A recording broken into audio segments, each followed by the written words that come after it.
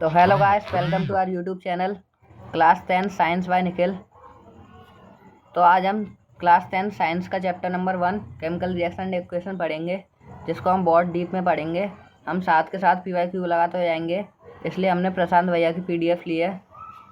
तो चलिए हम शुरू करते हैं। तो हमारी शुरुआत होती है चेंज से। अब चेंज होता क्या है? Change is a process in which a final state of a substance differ from a initial state और ओरिजिनल स्टेट। इसका मतलब ये एक प्रोसेस होता है जिसमें फाइनल स्टेट होता है वो अलग होता है इनिशियल स्टेट से और ओरिजिनल स्टेट से। इस क्लासिफिकेशन ऑफ चेंज दो प्रकार के होते हैं, जैसे कि इसमें फ़ोटो में भी दिखाया गया है। जैसे प्रशांत भैया पहले कैसे लगते थे और आज के टाइम पे कैसे हैं। इसी का मतलब दो तरीके के फिजिकल चेंज केमिकल चेंज होते हैं।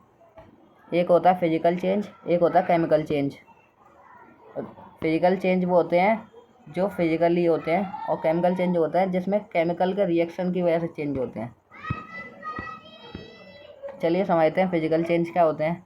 फिजिकल चेंज मीन्स होता है जिसका मतलब शेप में चेंज होना, साइज में चेंज होना और फिजिकल स्टेट चेंज होना। एग्जाम्पल के लिए ऐसे हम लेंगे मेल्टिंग ऑफ चॉकलेट और आइस।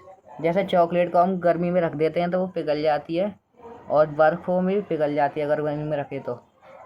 और केमिकल चेंज वो होते हैं जो केमिकल की वजह से होते हैं, जैसे composition change along with a change in a shape, size, state. Example ये रस्टिंग ऑफ आयरन और बर्निंग ऑफ वुड। जैसे कि कार में हम देखते हैं जंग खा जाती है, वो जंग किसकी वजह से खाती है? कोरोजन की वजह से। तो चलिए आगे शुरू करते हैं। तो चलिए हम पहले कुछ समझते हैं कौन सा चेंज क्या होता है। जैसे कि एग्जाम्पल के लिए melting of ice. Melting of ice क्या होता है? मेल्टिंग ऑफ आइस होता है physical change. Burning of a candle, ये बड़ा इंटरेस्टिंग चीज़ है। ये दोनों चेंज होता है, ये फिजिकल चेंज भी होता है और केमिकल चेंज भी होता है। एग्जाम्पल के लिए जैसे मोमबत्ती का पिघलना होता है फिजिकल चेंज, और मोमबत्ती का जलना होता है chemical change. Rusting of iron chemical change होता है। Tearing of paper physical change होता है। कुकिंग ऑफ फूड ये भी केमिकल चेंज होता है। Formation of curd from milk ये केमिकल चेंज होता है। जैसे कि हम रख देते हैं अगर दूध को तो वो कर्ड में चेंज हो जाता है। तो शुरू करते हैं हमारे चैप्टर से। अब केमिकल रिएक्शन क्या होता है? Chemical reaction is a process in which a substance undergo a transformation resulting a formation of new substance with a chemical properties। Chemical property से जो सब्सटेंस बनता है उसको हम कहते हैं केमिकल रिएक्शन। ये एक प्रोसेस होता है जिसमें हम किसी एक सब्सटेंस से दूसरा सब्सटेंस बनता है। तो केमिकल इक्वेशन क्या होता है? केमिकल इक्वेशन होता है it shows a chemical reaction using symbols and formulas to represent the reactants and product involved। ये हमारे केमिकल इक्वेशन मीन्स होता है जो हमने केमिकल रिएक्शन की है उसको हम मतलब सिंबल्स के साथ रिप्रेजेंट करते हैं, और जिसको हम ईजी वे में फॉर्मेशन कर सकते हैं केमिकल रिएक्शन को। चलिए कैरेक्टरिस्टिक ऑफ केमिकल रिएक्शन क्या होते हैं इस पे बढ़ते हैं। ये बड़ी इंटरेस्टिंग चीज़ है। तो change in colour, change in temperature. चलिए सबसे पहले पढ़ते हैं चेंज इन कलर।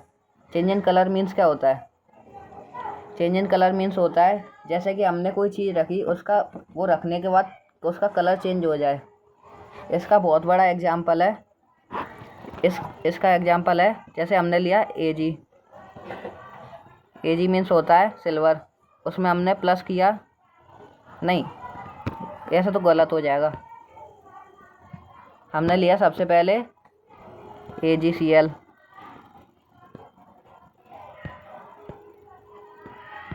इसको हमने अगर धूप में रखा तो धूप में रखने के बाद इस Ag हो जाएगा और Cl2 गैस उड़ जाएगी। जो हमारा Ag होता है वो हमारा ग्रे कलर का होता है, जो AgCl होता है वो वाइट होता है। तो इसका मतलब जो हमारा वाइट कलर का सॉल्यूशन था वो हमारा ग्रे कलर में चेंज हो जाता है।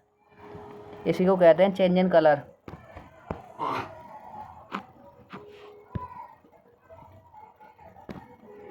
आज उसके बाद पढ़ते हैं हम चेंज इन टेम्परेचर। टेम्परेचर का चेंज में क्या होता है, इसके भी दो प्रकार होते हैं, एक्जोथर्मिक रिएक्शन और एंडोथर्मिक रिएक्शन। एक्जोथर्मिक रिएक्शन वो होती हैं जिसमें हीट एनर्जी एब्जॉर्ब होती है, और एक्जोथर्मिक रिएक्शन वो होती हैं जिसमें हीट एनर्जी रिलीज होती है। आए समझ। चेंज इन स्टेट में चेंज करना, जैसे हमने कोई सॉलिड सॉल्यूशन लिया, वो बाद में जाके लिक्विड सॉल्यूशन में चेंज हो जाए, उसको कहते हैं हम change in state. Evolution of gas means होता है, जैसे कि हमने एक एग्जांपल लिया था सबसे पहले AgCl वाला, जिसमें वाइट सॉल्यूशन ग्रे में चेंज हो जाता है। उसी के तरीके से हमने जो उसमें Cl2 गैस निकली थी ना, उसी को कहते हैं एवोल्यूशन ऑफ गैस, जिसमें गैस का मतलब गैस का निकलना, उसको कहते हैं evolution of gas. Formation of precipitate, इसका मीन्स होता है हमने जैसे दो एक्वस सॉल्यूशन को लिया और दोनों एक्वस सॉल्यूशन को जब हम ऐड करते हैं तो हमारा बनता है एक PPT। उसी को कहते हैं हम change in formation of precipitate. दो एक्वस सॉल्यूशन को मिलाने के बाद हमें एक प्रेसिपिटेट मिलता है। तो चलिए हम आगे बढ़ते हैं। Representing chemical reaction, word reaction, इसका हम समझ सकते हैं जैसे कि हमने मैग्नीशियम लिया और ऑक्सीजन लिया, दोनों को ऐड करने के बाद हमें मिलता है मैग्नीशियम ऑक्साइड। तो हम इसको, ये तो हो गया हमारा ये हो गया हमारा केमिकल रिएक्शन। और जो Mg + O2 + MgO, जो हमारा फॉर्मेशन MgO बना है, इसको हम बोलेंगे केमिकल रिएक्शन, नहीं केमिकल इक्वेशन, क्योंकि हमने इसको सिंबल्स के द्वारा समझाया है, इस वजह से ये होगा एक केमिकल इक्वेशन।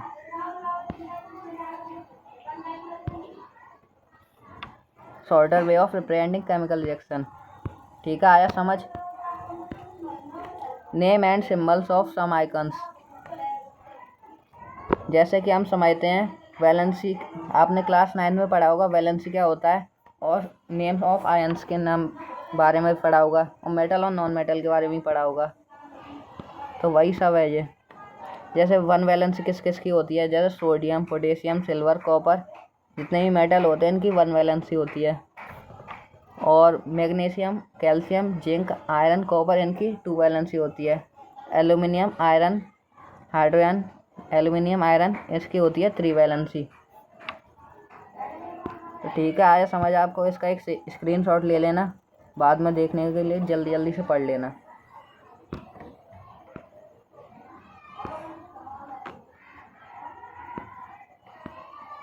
अब आगे बढ़ते हैं हम बैलेंसिंग केमिकल इक्वेशन।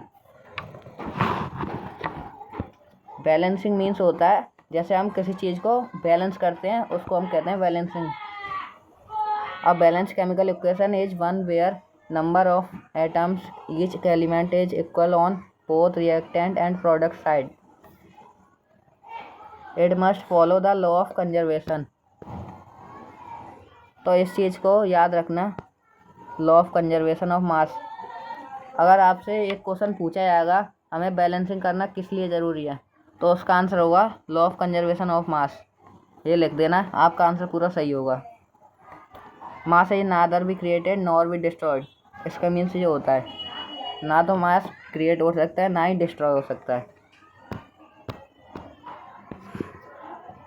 तो चलिए आगे बढ़ते हैं। जैसे हमने लिया H2 + O2, तो हमारा प्रोडक्ट बना H2O, मगर ये हमारा बैलेंस नहीं है, क्योंकि इसमें देखो हमने H2 है, उसके पास दो आयन, मतलब 2 आयन्स हैं, और जो हमारा ऑक्सीजन है उसके पास भी 2 आयन्स हैं।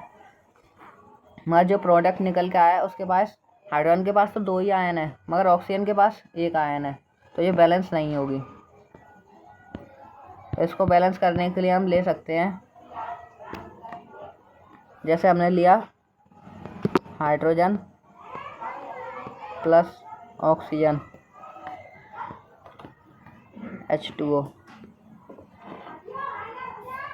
तो इसमें हम ऑक्सीजन पे नहीं, जो हमारा प्रोडक्ट निकल के आया उसमें हम 2 ऐड कर दें तो यहाँ पे हाइड्रोजन 4 हो गए, ऑक्सीजन 2 हो गए। मगर हाइड्रोजन तो यहाँ पे 4 हो गए, तो यहाँ पे भी हमें रिएक्टेंट साइड में 2 हाइड्रोजन करने पड़ेंगे। तो यहाँ पे भी 4 हाइड्रोजन, यहाँ पे 2 ऑक्सीजन और यहाँ पे 4 हाइड्रोजन और 2 ऑक्सीजन, तो ये बैलेंस हो गई।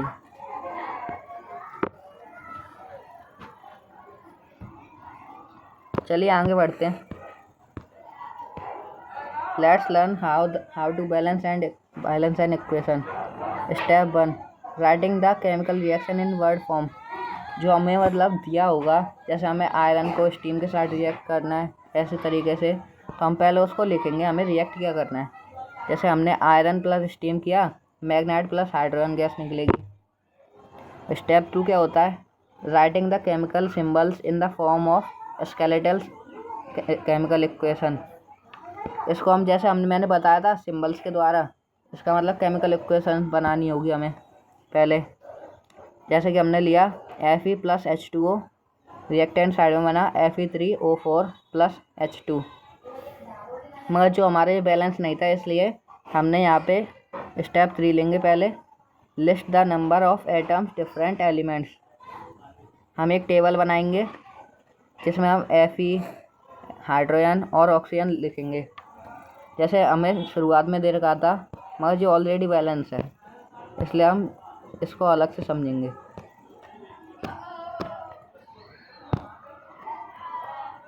Fe प्लस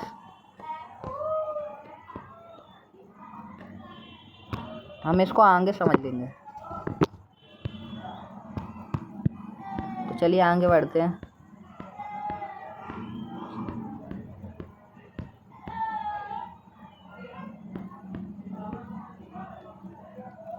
तो चलिए शुरू करते हैं। जैसे हमने शुरू किया हाइड्रोजन प्लस ऑक्सीजन, जो मैंने आपको पहले बताया था, हमने 4 हाइड्रोजन किए थे, उधर भी 4 हाइड्रोजन और 2 ऑक्सीजन हो गए थे।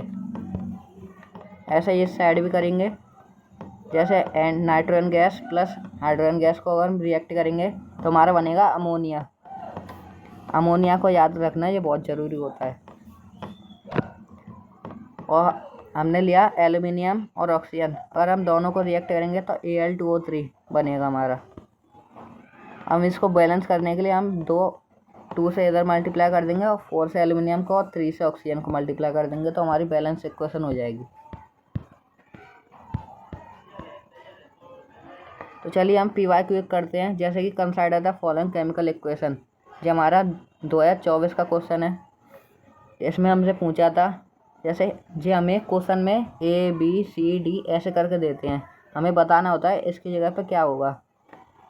तो जैसे हमने लिया Al2O3 HCl और रिएक्टेंट में AlCl3 और फिर बनेगा हमारा H2O+। तो हमने यहाँ पे पहले तो देखो एल्यूमिनियम इधर की साइड कितने, इधर भी 1 है और इधर 2 हैं, तो इस वजह से हम लेंगे इधर 1। अगर हम 1 लेंगे तो इधर वाली एल्यूमिनियम की साइड पे होगा 2, हम 2 से मल्टीप्लाई कर देंगे। और इधर जो हमारा HCl है, HCl को हम मल्टीप्लाई कर देंगे 6 से, तो इधर भी हमारा Cl 6 हो जाएगा और इधर भी Cl 6 हो जाएगा। और जो H2 है उसको मल्टीप्लाई कर देंगे हम 3 से, तो हमारा जो बैलेंस हो जाएगी। तो करेक्ट ऑप्शन है option number A। Option number A ये करेक्ट। चलिए आगे बढ़ते हैं। की टर्म्स को समझते हैं हम, ये बड़ी इम्पोर्टेंट चीज़ है।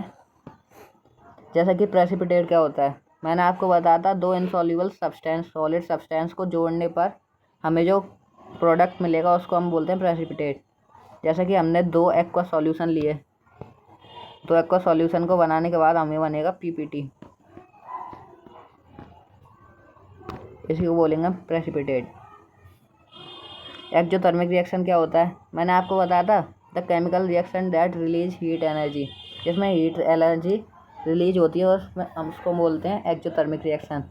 एंडोथर्मिक रिएक्शन क्या होता है, जिसमें हीट एनर्जी एब्जॉर्ब करी जाती है, जिसका मतलब हीट एनर्जी उसमें डाली जाती है, उसको बोलते हैं हम एंडोथर्मिक रिएक्शन। अब कैटलिस्ट क्या होता है? कैटलिस्ट एक बहुत अच्छी चीज़ है, ये खुद रिएक्शन में इन्वॉल्व नहीं होता, मगर जो रिएक्शन की स्पीड और टेम्परेचर उसका होता है उसको चेंज कर देता है। तो इसकी करेक्ट डेफिनेशन होगी, एक catalyst is a substance that speeds up a chemical reaction और लोअर द टेम्परेचर और pressure needed to start one without itself being consumed during the reaction. Example के लिए हम लेंगे ammonia. Ammonia is a catalyst. तो types of chemical reaction, chemical reaction के 4 types होते हैं, combination reaction, decomposition reaction, displacement reaction. तो आइए पढ़ते हैं इन चारों को। तो नंबर 1 पे आता है, नंबर 1 है हमारा कम्बाइनेशन रिएक्शन। कम्बाइनेशन रिएक्शन वो रिएक्शन होती हैं जिसमें हम 2 सब्सटेंस को प्रोडक्ट ऐड करने के बाद प्रोडक्ट में एक सब्सटेंस बने, उसको कहते हैं हम कम्बाइनेशन रिएक्शन। तो इसकी करेक्ट डेफिनेशन होगी, द कम्बाइनेशन रिएक्शन और synthesis reaction is a chemical reaction where 2 और more substance combine to form single substance. मैं आपको बताया था एक सब्सटेंस बनेगा।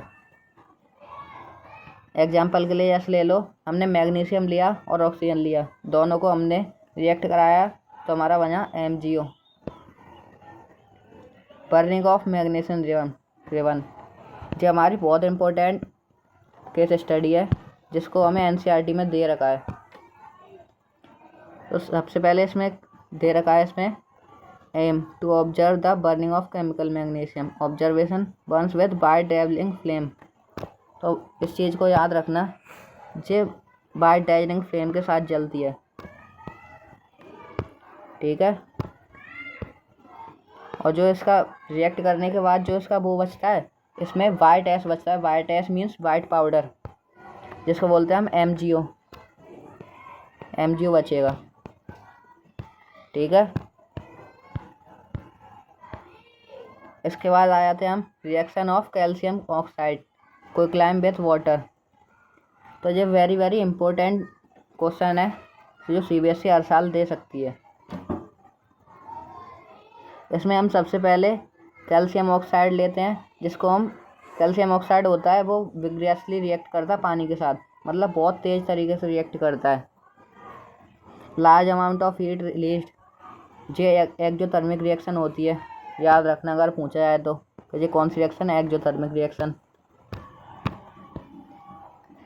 The baker become hot on touching, ये बहुत गर्म हो जाता है, मैंने बताया था हीट एनर्जी रिलीज होती है।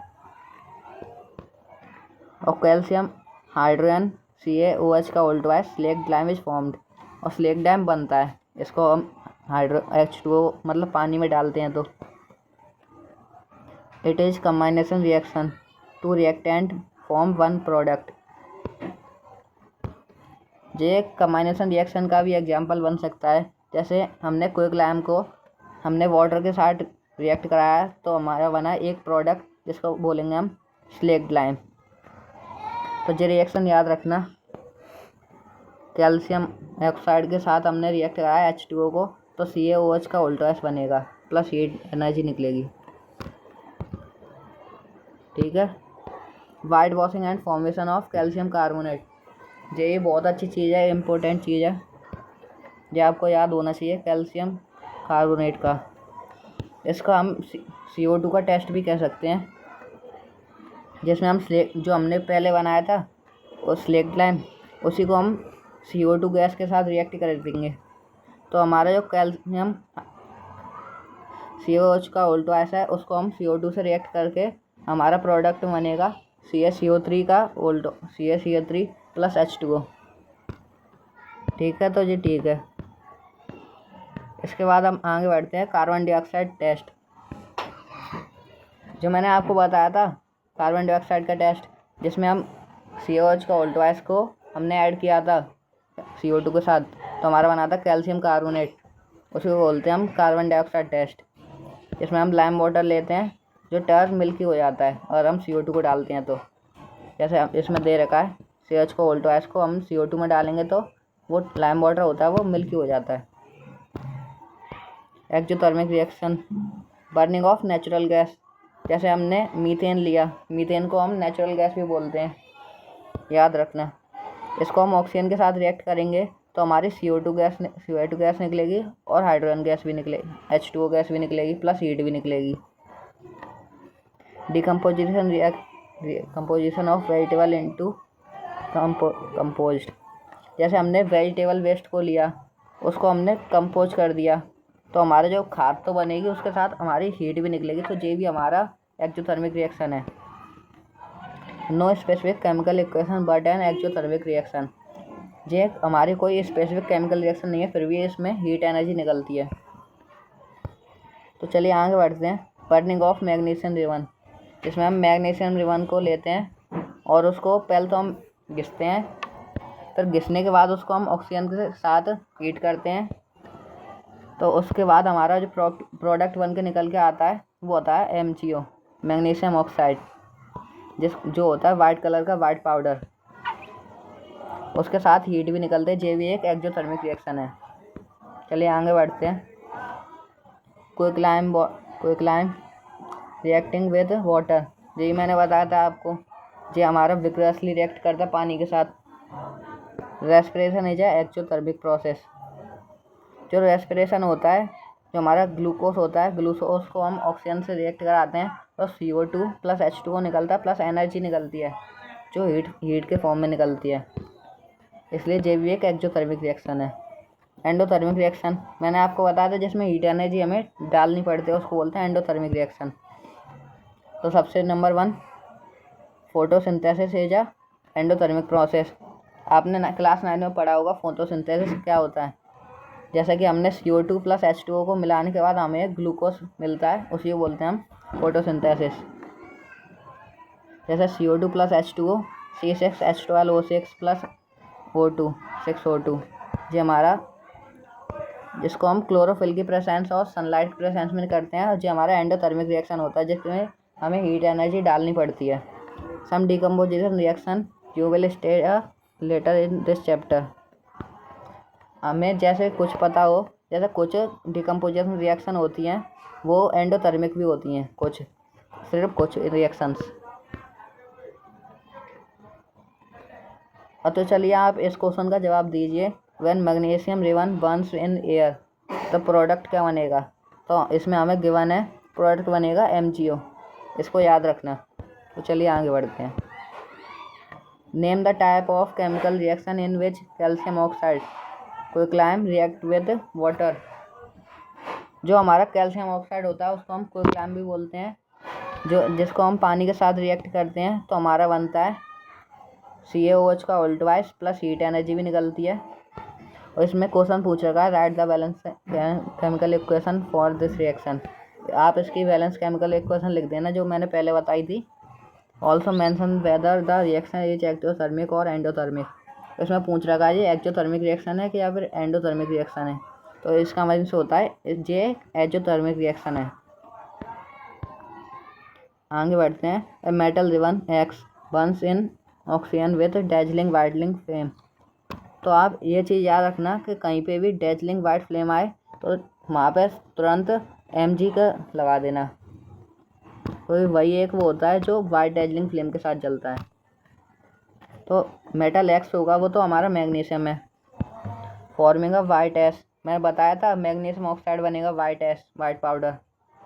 The correct description of XY and the type of reaction is. तो ये एक हमारी कंबाइनेशन रिएक्शन होगी, और जो हमारा X होगा वो मैग्नीशियम होगा, और जो Y प्रोडक्ट बनेगा वो MgO होगा, मैग्नीशियम ऑक्साइड। तो करेक्ट ऑप्शन है हमारा ऑप्शन नंबर B। चलिए आगे बढ़ते हैं। तो हमारा नया सब्जेक्ट चालू हो गया, डिकम्पोजिशन रिएक्शन। ये भी हमारे बहुत ज़्यादा काम का आता है, इसका वेटेज भी बहुत अच्छा है। जो बहुत बार क्वेश्चन पूछा भी जाता है डिकम्पोजिशन रिएक्शन होता क्या है। तो आइए समझते हैं। जो डिकम्पोजिशन रिएक्शन मतलब मीन्स होता है जैसे कि किसी चीज़ का टूटना, 2 और मोर सब्सटेंस में। तो चलिए इसकी करेक्ट डेफिनेशन क्या है। A chemical reaction in which a single compound breaks down into 2 और मोर एलिमेंट और compound when energy is supplied in the form of heat, electricity और सनलाइट। हम इसमें हीट इसमें हम एनर्जी देते हैं हीट के फॉर्म में, इलेक्ट्रिसिटी की फॉर्म में, सनलाइट की फॉर्म में। तो हमारा जो प्रोडक्ट बनता है वो टूट जाता है 2 और मोर सब्सटेंस में। उसी को बोलते हैं हम डिकम्पोजिशन रिएक्शन। जैसा कि हमने एक रिएक्टेंट लिया AB, हमने जब उसको हीट या फिर इलेक्ट्रिसिटी या फिर सनलाइट के प्रेजेंस में हमने उसको रखा तो वो 2 और मोर सब्सटेंस में टूट गया, जैसे A + B में टूट गया। टाइप ऑफ डिकम्पोजिशन रिएक्शन, इसके भी 3 तरीके होते हैं डिकम्पोजिशन रिएक्शन के। Number 1 thermolysis, number 2 electrolysis, number 3 photolysis. तो सबसे पहले हम पढ़ते हैं थर्मोलाइसिस डिकम्पोजिशन रिएक्शन। इसका मीन्स होता है जिसमें हम हीट एनर्जी की प्रेजेंस में हीट करते हैं जब हमारा 2 प्रोडक्ट बनते हैं। A compound break down into simpler substance when heated. हम जब किसी सब्सटेंस को हीट करते हैं तब हमारा 2 सब्सटेंस फॉर्म होते हैं। जैसे कि थर्मोलाइसिस ऑफ कैल्शियम कार्बोनेट, मैंने आपको बताया था जो हमारा कैल्शियम कार्बोनेट बना था लाइम वाटर 10 मिल्क वाला, वैसे ही जैसे हम इसको कैल्शियम कार्बोनेट को जब हीट करते हैं तो calcium oxide plus CO2 gas निकलती है। और इसके साथ ये याद रखना कि quicklime is used in the manufacture of cement, ये भी याद रखना। डिकम्पोजिशन ऑफ फेरस सल्फेट, ये भी एक हमें केस स्टडी दी रखी है हमें उसमें NCERT में। डिकम्पोजिशन ऑफ फेरस सल्फेट, इसमें कुछ नहीं होता, इसमें होता है कि जो हमारा फेरस सल्फेट के क्रिस्टल्स होते हैं वो वाइट कलर के होते हैं, जो हमें बाद में जब हम इसको हीट करते हैं, हीट करने के बाद जो उसके 7 क्रिस्टल्स होते हैं वाटर के क्रिस्टल्स, वो तो चले जाते हैं, फिर ये हो जाता है ग्रीन। फिर ग्रीन होने के बाद इसको हम दोबारा हीट करते हैं, तो दोबारा हीट करने के बाद ये फेरस ऑक्साइड में टूट जाता है और SO2 SO3 गैस निकलती है, जो कि एसिड रेन में भी काम आती है। इसी की वजह से एसिड रेन होती है। इसके अलावा thermal decomposition of lead nitrate, lead nitrate को जब हम थर्मल डिकम्पोजिशन करते हैं तो जो हमारा लेड नाइट्रेट होता है वो लेड ऑक्साइड और NO2 गैस और ऑक्सीजन गैस भी निकलती है। जो लेड नाइट्रेट होता है वो कलरलेस होता है, और जो हमारा जो लेड ऑक्साइड होता है वो येलो कलर में होता है, इसलिए इसको हम चेंज इन कलर भी कह सकते हैं। जो कि NO2 गैस होती है वो ब्राउन फ्यूम्स के साथ जलती है, इसको याद रखना। इसके साथ आगे बढ़ा जाए तो ऑन हीटिंग PbNO3 का whole twice the product form are, मैंने आपको अभी बताया था क्या बनेगा प्रोडक्ट, तो इसका करेक्ट ऑप्शन होगा हमारा option number A, PbO + NO2 + O2। Option number A हमारा करेक्ट ऑप्शन। तो चलिए आगे बढ़ते हैं। On heating a metal X it decompose to form a yellow coloured solid Y, brown fumes. तो मैंने आपको अभी बताया था ब्राउन फ्यूम्स याद रखना है, NO2 gas. And colourless gas, colourless कौन सी होती है? Oxygen gas. और मेटल नाइट्रेट, नाइट्रेट मैंने बताया था अभी लेड नाइट्रेट, जिसको हम हीट करते हैं तो हीट करने के बाद हमें मिलता है प्रोडक्ट में lead oxide plus NO2 gas plus oxygen gas. तो इसका आंसर होगा हमारा, हमें प्रोडक्ट मिलेगा PbO + NO2 + O2, ये हमारा बनेगा। तो इसको याद रखना, ये बहुत अच्छी रिएक्शन है जो हमारे CBSE बार बार देता रहता है। हमें एक और केस स्टडी दे रखी है पेल ग्रीन क्रिस्टल वाली, जो मैंने आपको अभी पहले बताई थी, जिसमें हमें फेरस सल्फेट के क्रिस्टल दे रखे होते हैं। इसके साथ होते हैं वो 7 क्रिस्टल्स होते हैं फेरस सल्फेट के, जिसको हम हीट करते हैं। तो हीट करने के बाद जो 7 क्रिस्टल्स होते हैं वो हट जाते हैं और जो फेरस सल्फेट बढ़ता है, फिर उसको हम दोबारा हीट करते हैं तो फेरस ऑक्साइड बनता है। फिर उसके साथ हमें SO2 और SO3 गैस भी निकलती हुई दिखती हैं। इसकी वजह से एसिड रेन होती है, अभी मैंने आपको बताया था। Electrolysis of decomposition, electrolytic decomposition means होता है जिसमें हम इलेक्ट्रिसिटी के प्रेजेंस में हम डिकम्पोजिशन करते हैं उसको बोलते हैं हम electrolytic decomposition. An electric current is used to decompose और break down compound into their constituent element और ions.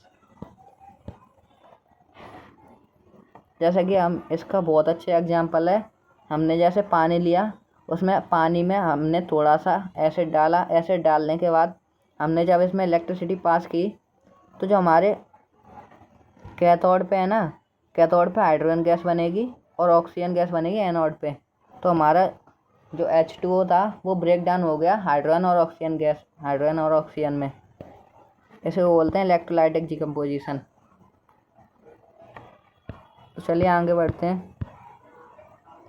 Y we used acid drop in water. जो मैंने आपको अभी बताया था, इसमें हमने थोड़ा सा एसिड डाला था, क्यों डाला था उसका आंसर ये है, pure water is a poor conductor of electricity. जो हमारा प्योर वाटर होता है वो पुअर कंडक्टर ऑफ इलेक्ट्रिसिटी होता है, इसमें इलेक्ट्रिसिटी पास नहीं हो सकती। To make water conduct electricity a few drop और acid are added which act as an electrolyte and allows conduction. तो इसलिए हम इसमें थोड़ा सा एसिड डाल दें ताकि ये इलेक्ट्रिसिटी कंडक्ट कर सके। बर्निंग कैंडल टेस्ट, जो हमने इसमें दिखाया था, जो कैथोड पे हाइड्रोजन गैस बनी थी उसका टेस्ट क्या होता है। तो हाइड्रोजन गैस का टेस्ट होता है, जैसे हम हाइड्रोजन गैस को, हम एक मोमबत्ती ली, हमने एक जलती हुई मोमबत्ती को हम हाइड्रोजन गैस के पास ले आएंगे तो पॉप साउंड करेगी। तो इसको याद रखना, पॉपिंग साउंड। इसका टेस्ट ये होता है। Near oxygen O2 gas, the candle Burns more brightly, oxygen is not combustible but is a supporter of combustion. जो हमने जो मोमबत्ती, चलती हुई मोमबत्ती ली थी, हम उसको अगर ऑक्सीजन के पास ले आएंगे तो जो कैंडल है वो और मोर ब्राइटली जलेगी, और ज़्यादा तेज़ जलेगी। तो चलिए आगे बढ़ते हैं। ये केस स्टडी हमने अभी की है, फोटोलाइटिक डिकम्पोजिशन रिएक्शन। इसमें होता यह है कि हमें किसी सब्सटेंस को हम सनलाइट की प्रेजेंस से ब्रेक डाउन करते हैं। These are initiated by exposure to light के प्रेजेंस में। फोटोलाइसिस ऑफ सिल्वर क्लोराइड, मैंने आपको ये शुरुआत में ही बताया था, photolytic of silver chloride, change in colour वाले में। तो चलिए हम इसको पढ़ते हैं। जैसे हमने लिया AgCl, हम इसको अगर सनलाइट की प्रेजेंस में हीट करेंगे तो जो हमारा Ag + Cl2 में टूट जाएगा AgCl। जो AgCl का कलर होता है वो वाइट होता है, और जो Ag का कलर होता है वो ग्रे होता है। इस वजह से जो वाइट कलर का पाउडर होता है वो ग्रे कलर में चेंज हो जाता है और Cl2 गैस ऊपर उड़ जाती है। तो चलिए आगे बढ़ते हैं। फोटोलाइटिक ऑफ सिल्वर ब्रोमाइड, इसको याद रखना, इसका मेन काम होता है black and white photography. This reaction of silver halide is used in black and white photography.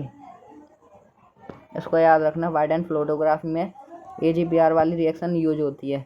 इसको AgBr को हम रखते हैं सनलाइट की प्रेजेंस में तो हमारा सिल्वर अलग हो जाता है और ब्रोमीन गैस उड़ जाती है हवा में।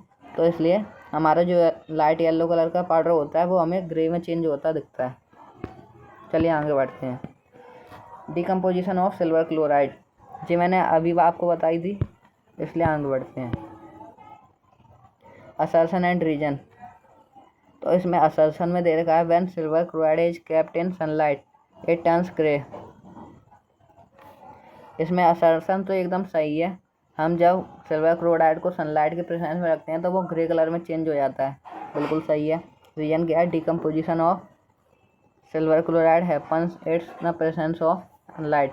जो डिकम्पोजिशन होता है सिल्वर क्लोराइड का सनलाइट के प्रेजेंस में, इस वजह से। तो ऑप्शन ए इसका करेक्ट ऑप्शन होगा। तो चलिए आगे बढ़ते हैं। When silver chloride is exposed to sunlight it undergoes decomposition. Write the balanced chemical equation for the reaction. ये मैंने आपको अभी बताई थी, AgCl को हम रखते हैं सनलाइट के प्रेजेंस में तो Ag + Cl2 में टूट जाता है। Why it is kept in black bottle, तो इसका आंसर होगा to prevent from decomposition reaction. ताकि डिकम्पोजिशन रिएक्शन से इसको बचाया जा सके AgCl को। इस वजह से हम इसको ब्लैक बोतल में कैप्ट करते हैं। तो चलिए आगे बढ़ते हैं। Displacement reaction. डिस्प्लेसमेंट रिएक्शन एक बहुत अच्छी एग्जांपल से हम समझ सकते हैं। जैसे कि हमने जैसे सिंगल सब्सटेंस अगर हम किस दूसरे सब्सटेंस में ऐड करेंगे तो जो दूसरा वाला सब्सटेंस है उसको छोड़कर वो उसके साथ ऐड हो जाएगा। इसकी करेक्ट डेफिनेशन है a chemical reaction in which a more active और reactive element displaces a less active और reactive element from its compound as a correct definition. तो चलिए इसको हम एक एग्जांपल से समझ सकते हैं। हमने केमिकल डिस्प्लेसमेंट रिएक्शन क्या होता है और इसको हम कैसे समझेंगे। जैसे कि हमने लिया था एक चिंटू है और एक मिंटू है। जो हमारा चिंटू था वो मिंटू का दोस्त था, मगर उसके बाद हमारा आता है मिंटू लाल। मगर जो मिंटू लाल था वो पढ़ाई में अच्छा था, इसलिए जो हमारा मिंटू था वो मिंटू लाल के पास चला जाता है और जो हमारा चिंटू था वो अकेला रह जाता है क्योंकि वो ज़्यादा अच्छा था पढ़ाई में। इस वजह से तो हमें कैसे पता चलेगा कौन ज़्यादा रिएक्टिव है कौन ज़्यादा लेस रिएक्टिव है। इसलिए हमें एक रिएक्टिविटी सीरीज दे रखी है। इसमें सबसे जो ऊपर का वो होता है सबसे ज़्यादा रिएक्टिव वो होता है हमारा पोटेशियम और सोडियम, और जो लेस रिएक्टिव होते हैं जैसे कि एग्जांपल के लिए सिल्वर और गोल्ड, ये हमारे लेस रिएक्टिव होते हैं। इसको याद करने की बहुत अच्छी ट्रिक है।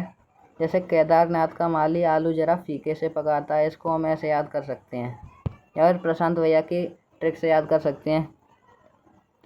पोड्रेसी ने कार मांगी अल्टो जैन फरारी, फिर भी हाय क्यों मिली सिल्वर ऑडी। इसको ऐसे भी याद कर सकते हैं, आप याद कर लेना। चलिए आगे चलते हैं हम। ये हमारी एक और रिएक्शन है जिसमें observation bubbling fizzing scene around zinc granules. Temperature of flask increases the zinc granule slowly dissolve. Chemical equation. जैसे कि हमने जिंक को हमने HCl के साथ रिएक्ट कराया तो ZnCl2 बनेगा और हाइड्रोजन गैस रिलीज होगी, और हमने उसी जगह पे जिंक को वो सल्फ्यूरिक एसिड के साथ रिएक्ट कराएंगे तो हमारा जिंक सल्फेट बनेगा, हाइड्रोजन गैस निकलेगी। यही हमारी एक छोटी सी एक्टिविटी थी। इसमें वही सब बता रखा है जैसे pop sound test, exothermic reaction, जो आपको मैं पहले ही बता चुका हूँ।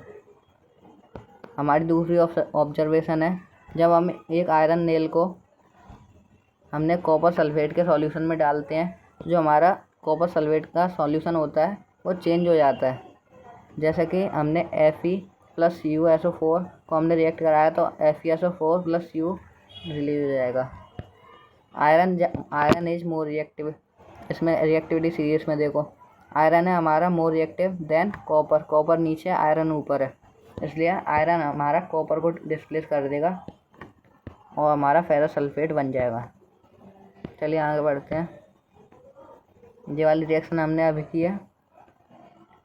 हाँ, ये वाली रिएक्शन जैसे हमने इसमें लिया लेड पीबी को हम CuCl2 के साथ रिएक्ट कराएंगे तो PbCl2 बनेगा प्लस कॉपर रिलीज होगा।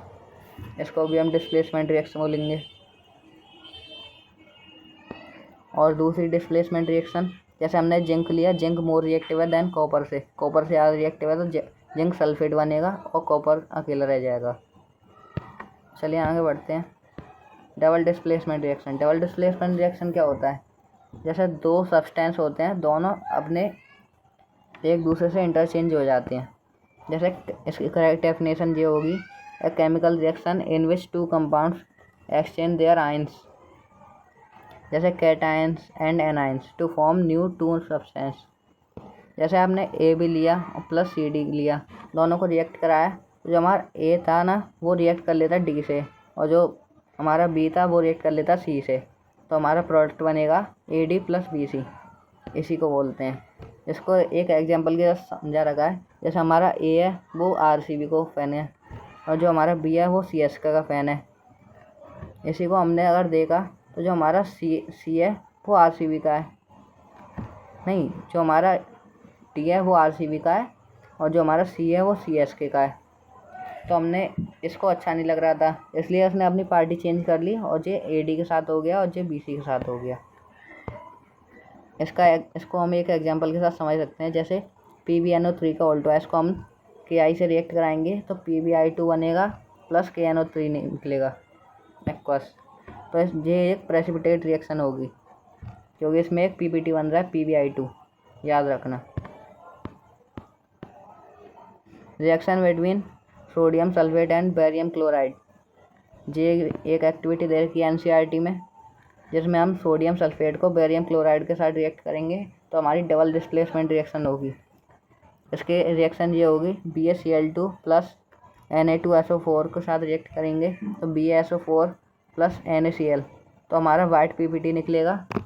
इसको याद रखना, ये बहुत पूछा जाता है, वाइट PPT प्लस NaCl और कॉमन सॉल्ट रिलीज होगा। आगे बढ़ते हैं। What happens when zinc granules are added to dilute sulfuric acid? Which gas is evolved and how can it test it? Write balanced chemical equation. इसमें पूछ रखा है हम जिंक के ग्रेन्यूल्स को सल्फ्यूरिक एसिड में डालेंगे तो कौन सी गैस निकलेगी और उसका टेस्ट क्या होता है। मैंने अभी आपको रिएक्शन बताई थी, जिंक के हम सल्फ्यूरिक एसिड में डालेंगे तो जिंक सल्फेट बनेगा और हाइड्रोजन गैस निकलेगी, जिसका टेस्ट होता है पॉपसम टेस्ट। चलिए आगे बढ़ते हैं। विच of the following is a displacement reaction, इसमें से डिस्प्लेसमेंट रिएक्शन कौन सी है। इसमें डबल डिस्प्लेसमेंट का नाम नहीं है, इसमें सिर्फ डिस्प्लेसमेंट का नाम है। तो इसमें हमारा ऑप्शन बी इज करेक्ट, क्योंकि इसमें जिंक है वो कॉपर सल्फेट को डिस्प्लेस कर रहा है, इसलिए जिंक सल्फेट बनना है और कॉपर अलग हो रहा है, तो ऑप्शन बी इज करेक्ट। आगे बढ़ते हैं। When lead nitrate react with potassium iodide, a colored precipitate is formed along with type of chemical reaction. इसमें पूछ रखा है हम लेड नाइट्रेट को पोटेशियम आयोडाइड के साथ रिएक्ट करेंगे तो क्या बनेगा। मैंने आपको बताया था PbNO3 का उल्टा, इसको हम अगर Ki से रिएक्ट करेंगे तो हमारा बनेगा PbI2 प्लस KNO3, तो जो हमारा होता है येलो प्रेसिपिटेट, और ये हमारी डबल डिस्प्लेसमेंट रिएक्शन होगी। Option B is correct. Write the balance chemical equation when barium chloride react with sodium sulphate. हमें वही डबल डिस्प्लेसमेंट वाली रिएक्शन दे रखी है जिसमें वाइट PPT बनता है।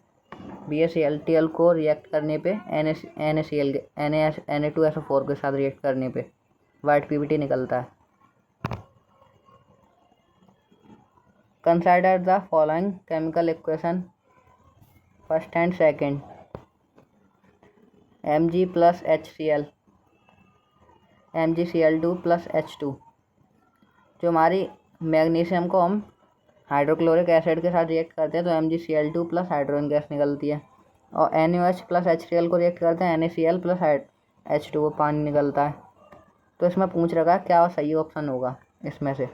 जो फर्स्ट वाला है वो डिस्प्लेसमेंट रिएक्शन होगा, और जो हमारा सेकेंड वाला है वो डिकम्पोजिशन रिएक्शन होगा। ये गलत, फर्स्ट ऑप्शन ही गलत है। इसका करेक्ट ऑप्शन होगा ऑप्शन नंबर बी।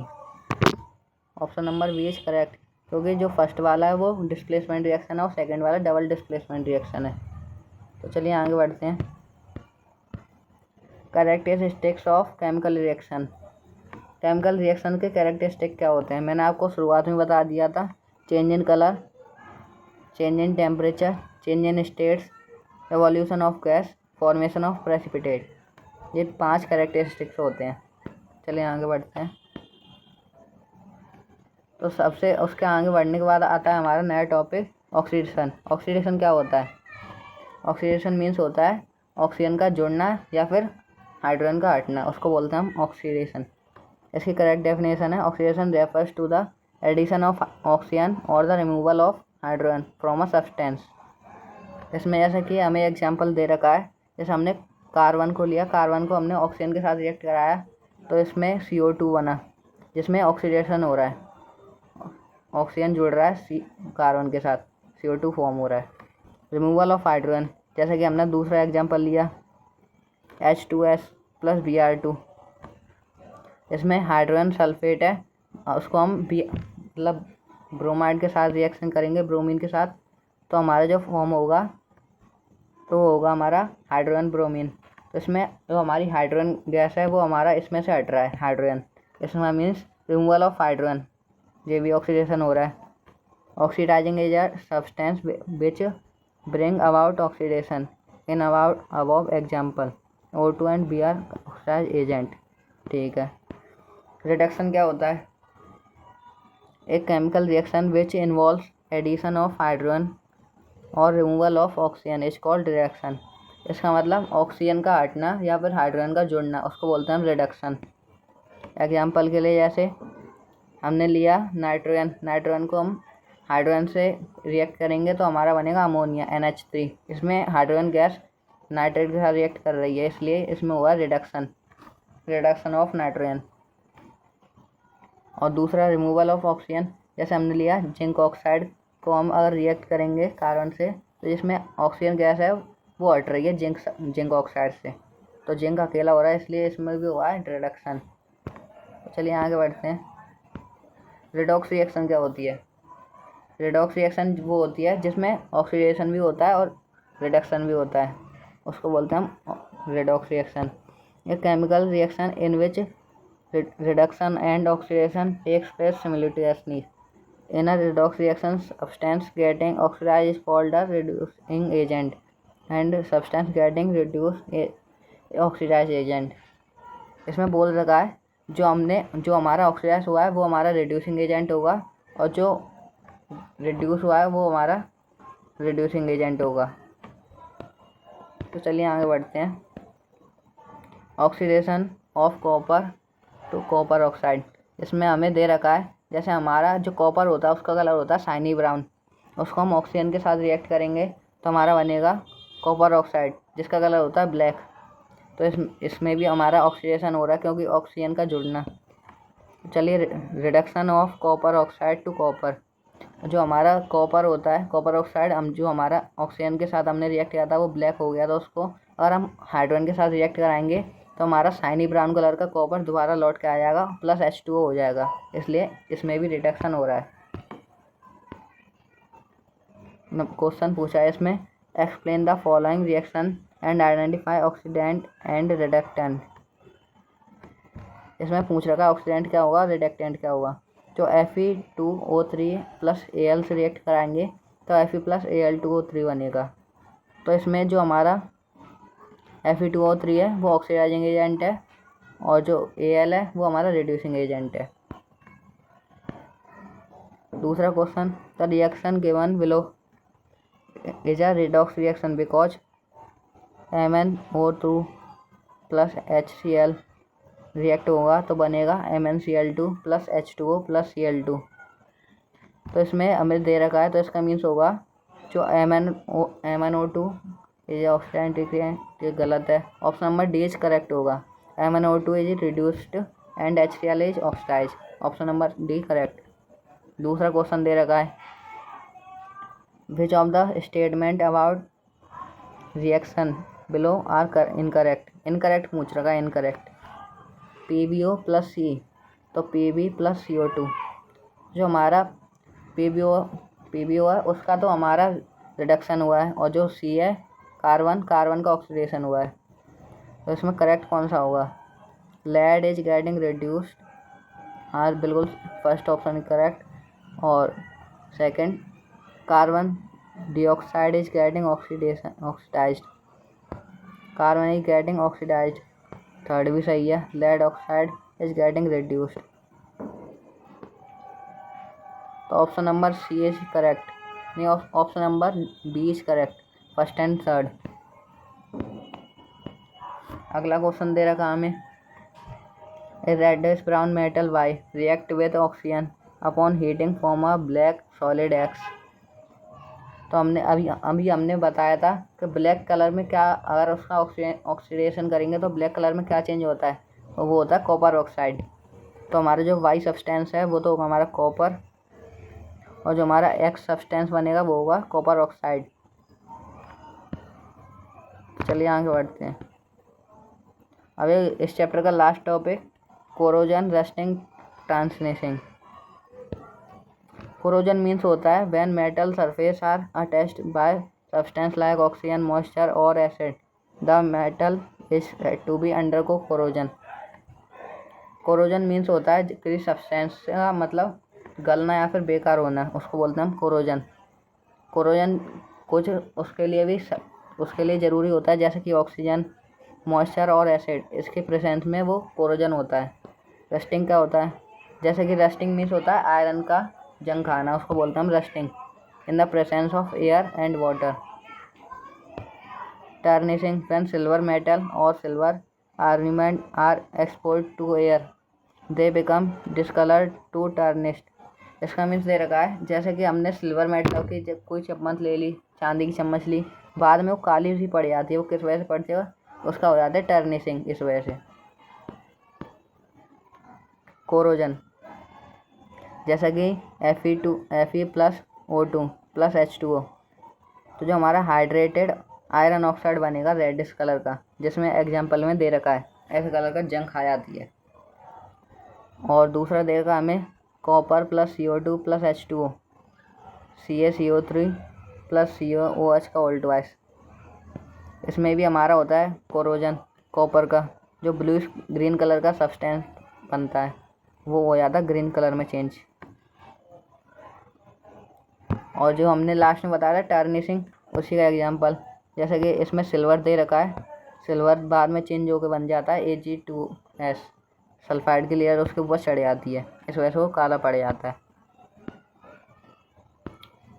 अब इसका प्रेवेंस याद रखना, ये याद मत रखना कि होता कैसे, बस इसका प्रेवेंस याद रखना कि इसको बचाया कैसे जा सकता है। इसको बचाया जा सकता है बाय पेंटिंग, ग्रीसिंग और oiling, alloying metal after corrosion पे preventing like I just saw FP। इसके 3 मेथड्स है, पेंटिंग, ग्रीसिंग और एलॉइंग। पेंटिंग मीन्स मतलब घर में जैसे पेंट करते हैं उसको। ग्रीसिंग मीन्स मतलब किसी चीज़ पे ग्रीस करना। एलॉय मीन्स किसी दूसरे मेटल को उसके साथ जोड़ देना ताकि कोरोजन ना हो। रेंसिडिटी क्या होता है? रेंसिडिटी अकर्स व्हेन ऑयल और fat containing food items are exposed to air for a long time, leading to oxidation. As a result, the food develops an unpleasant odor and taste. जो हमारा rancidity means होता है, हम जैसे कोई food item लेते हैं, उसके अंदर ऑयल और फैट कंटेन होता है, बाद में अगर उसको ऑक्सीडेशन हो जाता है तो वो उसका टेस्ट चेंज हो जाता है, उसी को बोलते हैं हम रेंसिडिटी। अब इसका प्रिवेंशन याद रखना है, इसके प्रिवेंशन होता है एडिशन ऑफ ऑक्सीडेंट्स, जैसे एंटीऑक्सीडेंट्स को उसके ऐड करने पे हमारा रेंसिडिटी नहीं होगा। फिलिंग नाइट्रोजन गैस, जैसे कि हमने देखा होगा चिप्स के पैकेट में नाइट्रोजन गैस पैक करके आती है, उसकी वजह से ऑक्सीजन ना हो, इस वजह से। रेफ्रिजरेशन ऑफ फूड आइटम्स, हम फ्रिजों में अपने फूड आइटम्स को रखते हैं ताकि वो बेकार ना हो। चलिए आगे बढ़ते हैं। What is corrosion? मैंने आपको अभी बताया था कोरोजन होता है मीन्स होता है किसी मेटल का बेकार होना। और 2 मेथड्स टू प्रिवेंट, एक मेथड हो गया पेंटिंग, एक मेथड हो गया ग्रीसिंग, ये 2 लिख देना। Right balance chemical equation for the following reaction and identify of each reaction. Quicklime react with water, quicklime को हम रिएक्ट करेंगे तो COH का होल बनेगा। Electricity is passed through water, हमने अभी वो एक्टिविटी की थी जिसमें H2O को हमने इलेक्ट्रोलाइट किया था, तो हाइड्रोजन गैस अलग और ऑक्सीजन गैस अलग हो गई थी। Silver bromide expose to sunlight, हमने अभी वो पढ़ा था जो ब्लैक एंड वाइट फोटोग्राफी में यूज होता है AgBr, जैसे कि हमने उसको हम सनलाइट में रखते हैं तो Ag+Br2 में वो डेवलप हो जाता है या फिर कन्वर्ट हो जाता है। इसी के साथ आगे बढ़ते हैं असर्शन एंड रीजन पे। Iron articles rust in the presence of air and moisture, जो आयरन का आर्टिकल होता है उसको रस्ट होने के लिए उसका प्रेजेंस में एयर और मॉइस्चर होना चाहिए, बिल्कुल सही बात है। रीजन क्या है? Rust is hydrated ferric oxide, reason भी बिल्कुल सही है, तो इसका ऑप्शन नंबर ए होगा, option number A is correct. तो चलिए आगे बढ़ते हैं। तो चलिए हमारा चैप्टर अब ख़त्म हो चुका है। प्रशांत भैया कहना चाहते हैं in the chemistry of life be the reactant that starts amazing transformation. चलिए हमारा चैप्टर इसी के साथ ख़त्म होता है। तो आपसे उम्मीद है कि आप बाद में आप PYQ करेंगे और आप इस वीडियो को दोबारा भी देख सकते हैं।